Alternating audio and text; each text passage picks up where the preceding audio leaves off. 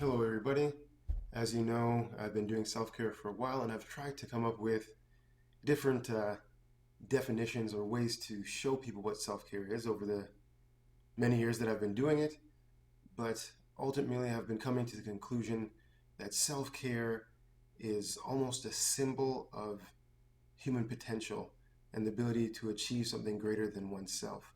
So when we see a athlete achieve a momentous goal, when we see a piece of art that shows us beauty, when we see the caring love of a grandmother to a grandson or a granddaughter, and the patience they have with those children, when we see the strength of a father to take on the family's burden and say nothing about the challenge, when we see the nurturing love of a mother being able to restore a child back to their full potential of interacting with the family and being loving again, these are all symbols of what I'd say is self care. And this is something that has been kind of echoed to us through the family dynamic over the years.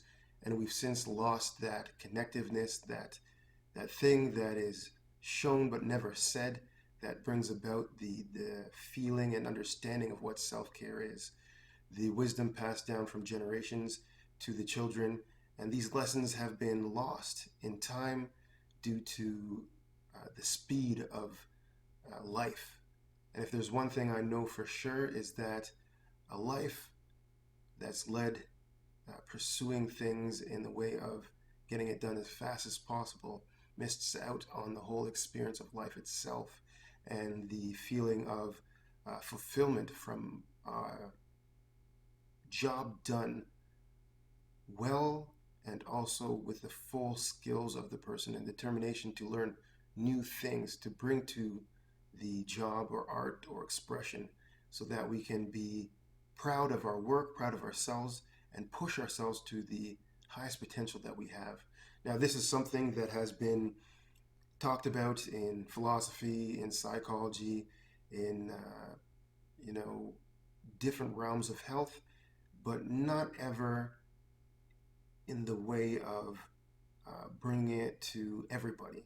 Nowadays, we look at self care and we think that it is the action, the ability to do something um, well or quick, or make a lot of money, or buy a certain thing, or have a certain amount of likes, friends, social engagements, and these kind of things.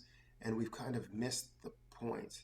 Although those things may come with achieving something great, those are not the rewarding pieces. The rewarding piece is the hard work that goes into putting together your personal art.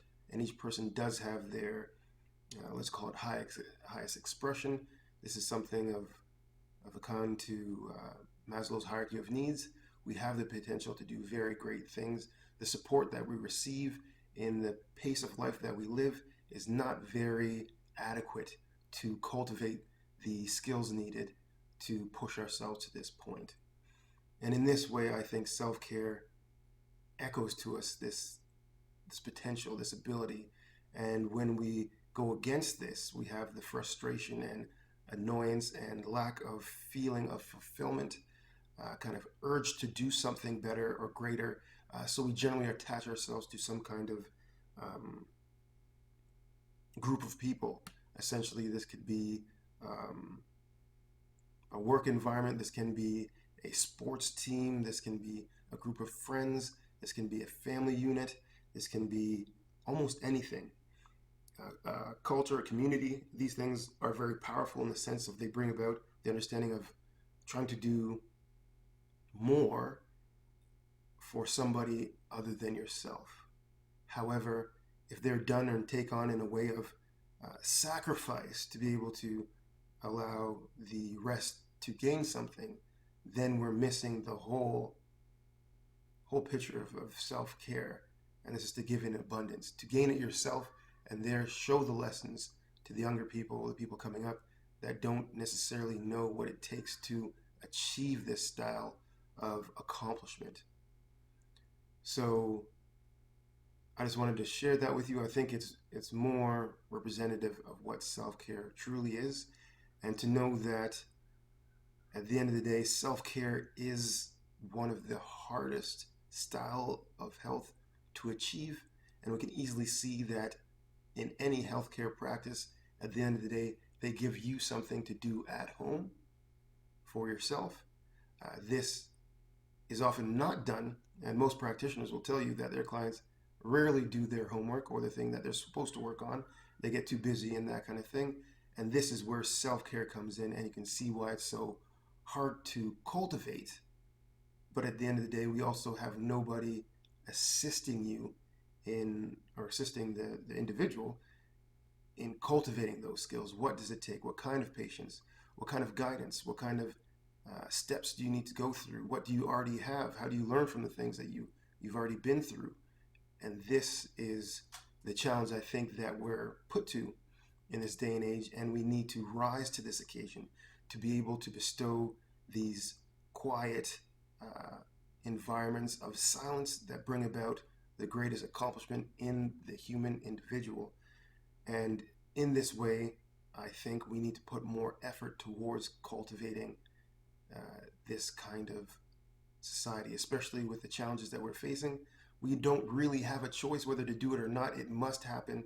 And if we're going to make sure that the future remains bright and positive for our younger people coming up, we have to put forth this initiative in a very serious way.